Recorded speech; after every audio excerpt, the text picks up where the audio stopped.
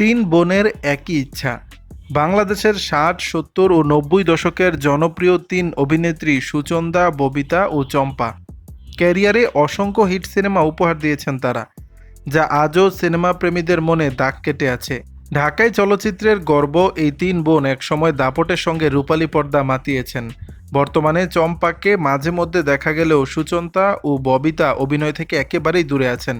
তবে ভালো গল্প হলে এখনও অভিনয়ের ইচ্ছার কথা প্রকাশ করেছেন ববিতা। অভিনেত্রী বলেন, দীর্ঘদিন ধরেই কাজ থেকে দূরে রয়েছি, দেশ ও দেশের বাইরে থাকা হয়, তবে আগের মতো অভিনয় আর করা হয় না, কিন্তু ভালো গল্প হলে আবার অভিনয় করতে চাই।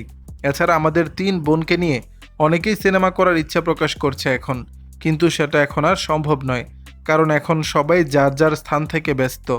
তবে তিন বোনের একটি ইচ্ছা আছে জানিয়ে ববিতা আরও বলেন, আমাদের তিন বোনের ক্যারিয়ার নিয়ে একটি তথ্যচিত্র নির্মাণ করার ইচ্ছা আছে।